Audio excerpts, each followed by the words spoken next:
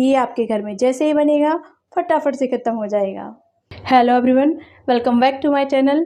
Friends, अभी आम का सीज़न चालू है और जो कि सबका फेवरेट होता है। तो आज की वीडियो में आपको बताने वाली हूँ कि आम का पापड़ कैसे बनाना है, जिसे अमावट भी कहा जाता है। माइक्रोवेव के अंदर आप बहुत इजी तरीके से आम का पापड़ बना सकते हैं। आपको कंटिन्यू स्टर करने की भी ज़रूरत नहीं होती है। तो चलिए देख लेते हैं इसके लिए हमें क्या क्या चाहिए। तो आम पापड़ बनाने के लिए मैंने यहाँ पर लिए हैं 2 आम, जो कि 1 किलो के करीब है, और शुगर 250 ग्राम्स, और हमें चाहिए 1 नींबू का रस। आपके पास जो भी आम अवेलेबल है आप वो यूज़ कर सकते हैं। मैंने यहाँ पर राजापुरी आम का यूज़ किया है। आप अल्फांसो, तोतापुरी या कोई भी बादाम जो भी आपको मिल जाता है मार्केट में वो यूज़ कर सकते हैं। और इसे अच्छी तरह से मैंने धो लिया है और इसे छीलकर अभी मिक्सी में बारीक ग्राइंड कर लेंगे। और आप इस तरीके से भी इसका पल्प निकाल सकते हैं इजीली।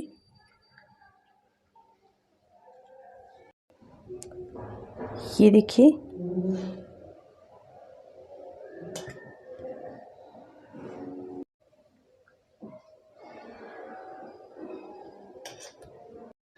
तो फ्रेंड्स ध्यान रखिए मैंगो पल्प को एकदम फाइन ग्राइंड करिए ताकि आपको पापड़ बनाने में कोई प्रॉब्लम ना आए। फिर भी हम इसे एक बार छान लेते हैं। अगर इसमें कोई लम्प्स नहीं होगा तो पापड़ बनाने में काफ़ी आसानी होगी।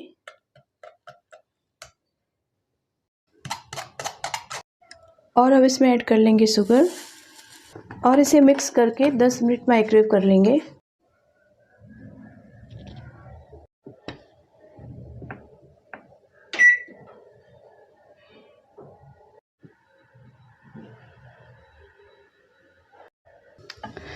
बीच में इसे 1 या 2 बार स्टर कर दीजिए। बहुत ज़्यादा इसमें स्टर करने की ज़रूरत नहीं होती है माइक्रोवेव में।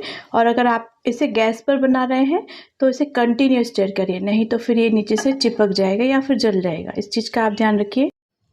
और अब इसमें डाल देंगे लेमन जूस, जो कि काफ़ी खट्टा मीठा टेस्ट देगा। और इसे फिर से 5 मिनट माइक्रोवेव कर लेंगे। और इस टाइप से आप कोई भी थाली या प्लेट को घी से ग्रीस कर लीजिए। और यहाँ पर फ्रेंड्स 15 मिनट के लिए मैंने मैंगो पल्प को माइक्रोवेव किया है और आप देख सकते हैं इसकी कंसिस्टेंसी काफ़ी अच्छी हो गई है। तो ध्यान रखिए 1 kg पल्प लिया है, 250 ग्राम्स इसमें शुगर है और इसे मैंने 15 मिनट के लिए माइक्रोवेव किया है। बहुत ज़्यादा देर तक इसे माइक्रोवेव नहीं करना है, इसकी इस टाइप से कंसिस्टेंसी होना चाहिए ताकि पापड़ आसानी से बन जाए। अगर आप इसे माइक्रोवेव में बहुत ज़्यादा माइक्रोवेव कर देंगे तो ये कड़क हो जाएगा, ओवर कुक हो जाएगा। तो इस चीज़ का आप ध्यान रखिए। इसे हम प्लेट में स्प्रेड कर देते हैं और इसे आप चाहे तो 2 दिन के लिए धूप में सुखा लीजिए या फिर फैन में भी, या 2-3 दिन में सूख जाएगा।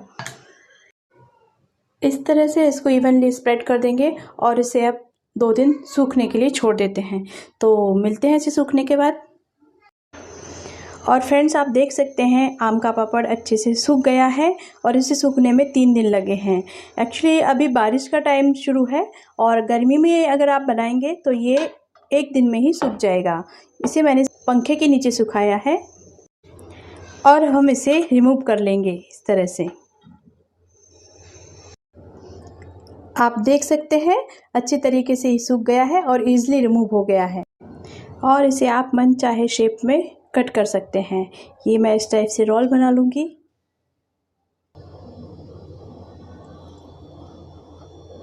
आप देख सकते हैं काफ़ी अच्छा टेक्सचर आया है और देखने में ही यम्मी लग रहा है। तो फ्रेंड्स कैसा लग रहा है इसका टेक्सचर, और इसका खट्टा मीठा टेस्ट भी आपको बहुत पसंद आएगा। तो इसे ज़रूर बनाएं और इसे आप 15 दिन फ्रिज में स्टोर करके भी रख सकते हैं, बशर्ते ये खाने वालों से बच जाए तो, क्योंकि बहुत यम्मी है। ये आपके घर में जैसे ही बनेगा फटाफट से ख़त्म हो जाएगा। तो ज़रूर ट्राई करिए। तो फ्रेंड्स कैसी लगी आम पापड़ की ये आसान सी रेसिपी? आई होप आपको ज़रूर पसंद आएगी। अभी तक आपने इसे गैस पे ट्राई किया होगा, अभी माइक्रोवेव में भी बना कर देखिए और कैसी बनती है ये कमेंट सेक्शन में जाकर मुझे ज़रूर बताइए। तो मिलते हैं नेक्स्ट वीडियो में, तब तक के लिए eat healthy, stay healthy, take care and bye bye.